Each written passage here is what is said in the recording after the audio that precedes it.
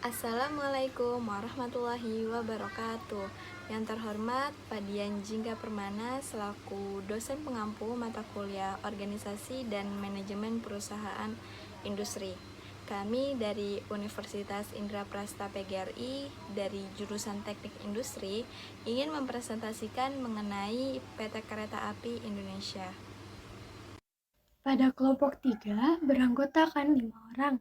Yang pertama, saya Ratu Firanda Albaru dengan nomor NPM 2022-44500-185. Yang kedua, Windy Hasanah dengan NPM 2022-44500-209. Yang ketiga, Dina Oktavia dengan nomor NPM 2022-44500-235. Yang keempat, Dava Abradwi Nugraha dengan nomor NPM 2022-44500-260. Yang kelima, Novel Hendriansyah dengan nomor NPM 2022-44500-263. Selanjutnya yaitu penjelasan materi dari PT KAI Persero. Pada presentasi ini kami menjelaskan yang pertama, ikhtisar perusahaan, yang kedua, visi misi dan value, ketiga, sejarah perusahaan, keempat, struktur organisasi, dan yang kelima, pembahasan tentang entitas anak perusahaan PT KAI dan analisis dalam manajemen pada PT KAI. Untuk ikhtisar perusahaan PT KAI akan dibacakan oleh Novel. Ikhtisar perusahaan ada beberapa, yaitu nama perusahaannya PT Kereta Api Indonesia Persero, alamat kantor pusatnya di Jalan Perintis Kemerdekaan nomor 1 di Kota Bandung, kode posnya 40117. Lalu bidang usaha ini adalah di bidang transportasi, dan status perusahaan ini badan usaha milik negara yaitu BUMN, dan kepemilikan sahamnya 100% pemerintah Republik Indonesia, dan dibaca selanjutnya oleh Dina. Visi misi perusahaan. Visi menjadi solusi ekosistem transportasi terbaik untuk Indonesia. Misi 1. Untuk menyediakan sistem transportasi yang aman, efisien, berbasis digital, dan berkembang pesat untuk memenuhi kebutuhan pelanggan. 2. Untuk mengembangkan solusi transportasi massal yang terintegrasi melalui investasi dalam sumber daya manusia, infrastruktur, dan teknologi. 3. Untuk memajukan pembangunan nasional melalui kemitraan dengan pemangku kepentingan, termasuk memprakarsai dan melaksanakan pengembangan infrastruktur penting terkait transportasi. Value perusahaan PT Kereta Komuter Indonesia. Value perusahaan ini berasal dari kata akhlak. A itu untuk amanah. Perusahaan ini akan memegang teguh kepercayaan yang telah diberikan, serta akan memenuhi komitmen dan janji yang diberikan kepada penumpang. K itu untuk kompeten.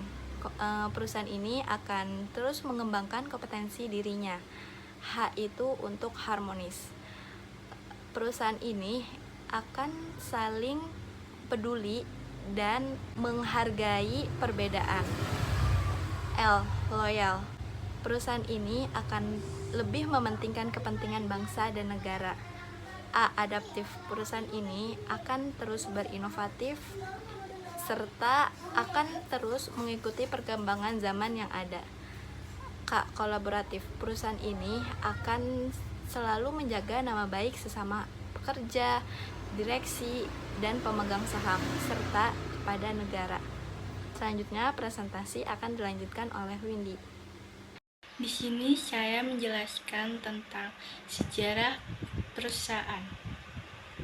Pada tanggal 28 September 1945, tanggal pendirian PT KAI. Pada tanggal 28 September 2009, transportasi menuju perusahaan jaya.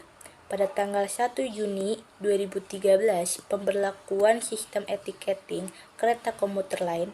Pada tanggal 27 Maret 2014, peresmian KA Bandara pertama di Indonesia di Bandara Internasional Kuala Namu. Pada Februari 2016, penerapan sistem check-in dan boarding pass.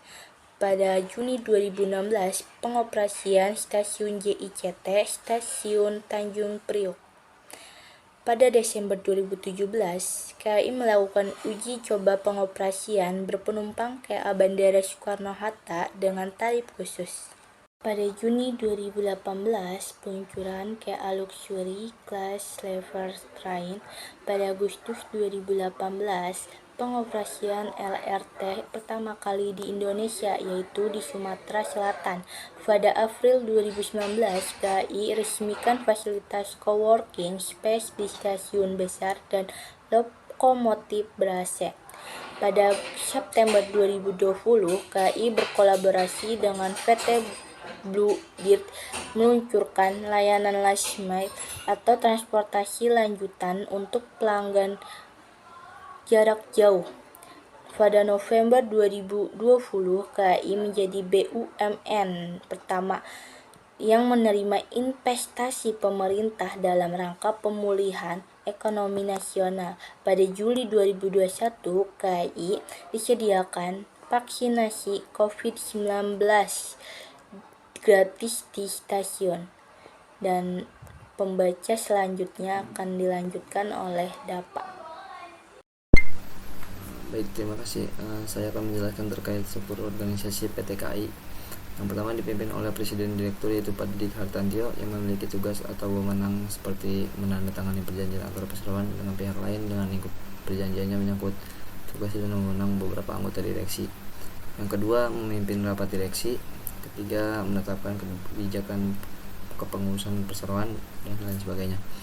Kemudian di bawah kepemimpinan Presiden Direktur itu ada Direktur Niaga yang bertugas seperti penetapan kebijakan terkait fungsi pengusahaan jasa angkutan penumpang dan barang yang terdiri dari marketing planning, marketing research, marketing communication, product development, sales for corporate atau retail customer relationship, manajemen, customer care, customer retention, call center, dan pengendalian kinerja pelayanan. Kemudian yang kedua itu ada direktur operasi yang bertugas seperti menyusun perencanaan strategis pemasaran angkutan penumpang, mengelola support data dan data terkait perhitungan dan pelaporan PSO serta perhitungan biaya operasi kereta api. Kemudian yang ketiga ada direktur pengelolaan prasarana yang bertugas seperti penetapan program atau kebijakan pengelolaan teknik prasarana secara terpusat. Kemudian yang keempat ada direktur pengelolaan sarana yang bertugas seperti menyelenggarakan pengelolaan teknik sarana perkeretaapian secara terpusat yang mencakup penyelenggaraan fungsi pembangunan dan perawatan sarana perkeretaapian. Kemudian di sini yang kelima ada direktur keselamatan dan keamanan yang bertugas seperti membuat kebijakan dan perencanaan strategis terkait sistem manajemen keselamatan, lalu membuat kebijakan dan perencanaan strategis terkait pengamanan dan penertiban di atas kereta api di lingkungan stasiun dan objek vital perseroan. Lalu yang keenam ada direktur SDM dan umum yang bertugas pengembangan operasi, pengelolaan sumber daya manusia secara terintegrasi, pengelolaan pendidikan dan pelatihan serta penyelenggaraan sertifikasi atau pengujian SDM. Lalu yang ketujuh ada direktur perencanaan strategis dan pengembangan usaha yang bertugas merencanakan dan mengembangkan bisnis sesuai strategi perseroan secara terpusat meliputi perencanaan investasi, pengembangan dan pemantauan proyek-proyek termasuk proyek perkeretaapian dan non-perkeretaapian.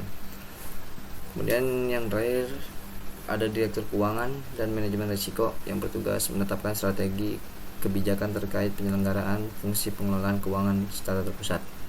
Kemudian di sini saya akan menjelaskan divisi-divisi yang terdapat pada direktur-direktur tersebut. Yang pertama pada direktur niaga terdapat 3 divisi yaitu wakil direktur perusahaan yang pemasaran, wakil direktur perusahaan pemasaran dan penjualan kargo yang bertugas melakukan perencanaan strategis pemasaran angkutan barang. Kemudian ada wakil direktur perusahaan pemasaran dan penjualan transportasi penumpang, yaitu tugasnya menyusun perencanaan strategis pemasaran angkutan penumpang. Kemudian yang ketiga, wakil presiden komersialisasi dan transportasi, itu tugasnya merencanakan dan mengevaluasi kegiatan pengusahaan aset rumah dinas, lahan di luar stasiun dan di luar row atau right of way, serta di sepanjang jalur kereta api non aktif untuk persewaan dan iklan. Kemudian pada direktur operasi itu terdapat satu divisi, yaitu wakil direktur perusahaan operasi yang bertugas perumusan dan penyusunan program atau kebijakan perencanaan operasi lalu lintas perjalanan kereta api, meliputi perencanaan perjalanan kereta api dan perencanaan operasi sarana kereta api. Kemudian pada direktur pengelolaan pelaksana itu terdapat 3 divisi, yaitu seperti CDD of Track and Bridge. Divisi ini tugasnya itu merencanakan dan mengarahkan pemberian dukungan teknis terhadap proyek pemerintah dan investasi. Yang kedua itu ada CDD of Signaling, Telecommunication and Electricity. Divisi ini biasanya tugasnya itu merencanakan dan mengarahkan proses penterjemah RJP perusahaan menjadi program pengelolaan fasilitas operasi kereta api secara terpusat menjadi program dan pengendalian perawatan fasilitas operasi kereta api. Yang ketiga ada divisi VP Infrastruktur Aset, itu tugasnya program pengelolaan kereta ukur, izin sarana dan fasilitas peralatan khusus, aset jalan rel, aset prasarana jembatan, aset bangunan untuk prasarana, dan aset prasarana fasilitas operasi kereta api. Lalu pada direktur pengelolaan sarana itu terdapat dua divisi seperti CDD of Rolling Stock Maintenance, itu tugasnya merencanakan program anggaran perawatan lokomotif, diesel multiple unit, diesel electric multiple unit, elektrik multiple unit kereta dan gerbong. Yang kedua itu ada CDD of Technical Engineering dan Rolling Stock Asset, itu tugasnya merencanakan, mengendalikan dan mengevaluasi pembangunan atau pengembangan sarana perkeretaapian dan fasilitas perawatan sarana perkeretaapian yang meliputi persyaratan teknis, proses uji sertifikasi, desain atau spesifikasi teknis sarana perkeretaapian. Lalu pada direktur keselamatan terdapat keselamatan dan keamanan itu terdapat 4 divisi, diantaranya CDD of Non-Railway Asset yang bertugas merencanakan dan mengarahkan penyusunan kebijakan terkait penjagaan, penertiban dan persertifikatan aset non-railway. Yang kedua ada divisi CDD of Security, itu tugasnya merencanakan, memantau dan mengevaluasi pelaksanaan safety management system. Lalu yang ketiga itu ada VP Safety, yaitu tugasnya menyusun perencanaan sistem manajemen keselamatan operasional dan keselamatan kesehatan kerja dan lingkungan. Yang keempat ada divisi VP Safety Standar, itu tugasnya merencanakan dan mengarahkan pembuatan standar keselamatan yang meliputi standar keselamatan di bidang infrastruktur maintenance, railway traffic operation, dan rolling stock maintenance. Lalu memantau pelaksanaan, mengevaluasi serta mengarahkan dan mengkoordinasi perbaikan standar keselamatan. Lalu pada direktur SDM dan umum terdapat 3 divisi seperti CDD of Personal Care, Control and Development yang bertugas menyusunan perjanjian kerja bersama atau PKB dan regulasi terkait SDM lainnya. Yang kedua ada divisi CDD of Training and Education, Era Juanda, itu yang bertugas merencanakan program, mengendalikan dan mengevaluasi pelaksanaan dan hasil pendidikan dan pelatihan, memelihara fasilitas, menyusun standarisasi kualitas dan sertifikasi pengujian SDM sesuai dengan kebutuhan perusahaan serta pembinaan terhadap training center. Yang ketiga itu ada VP Health, yaitu tugasnya tercapainya visi dan misi perusahaan yang diselenggarakan melalui pengelolaan dan pengendalian kesehatan, yaitu mencakup target produksi dan efisiensi biaya.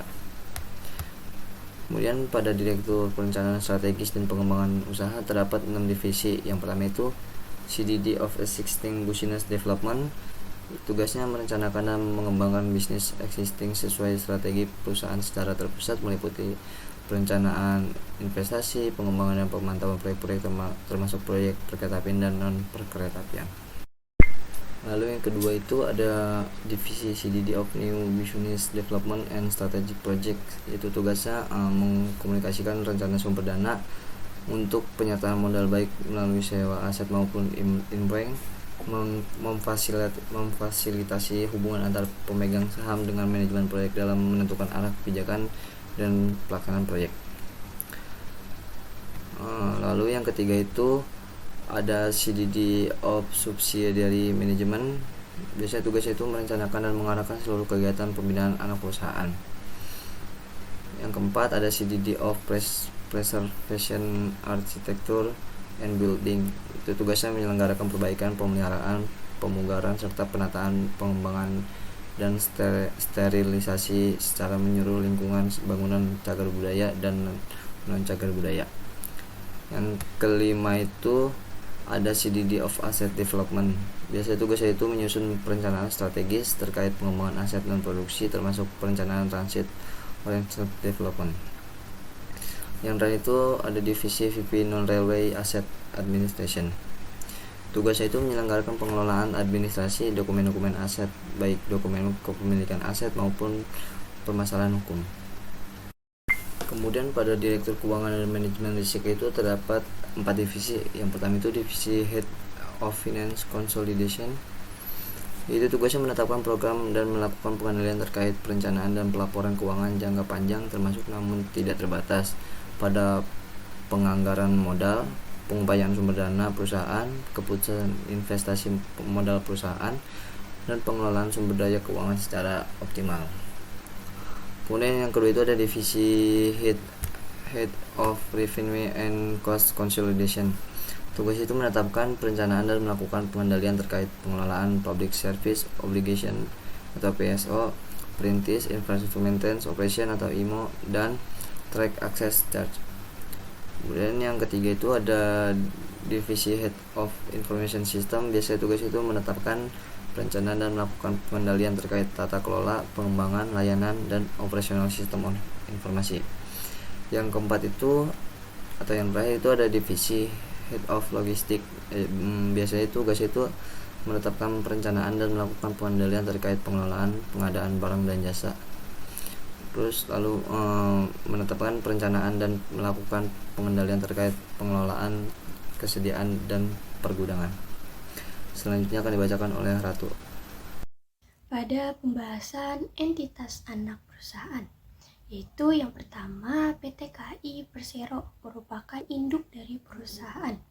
Perusahaan ini didirikan pada tanggal 1 Juni 1999.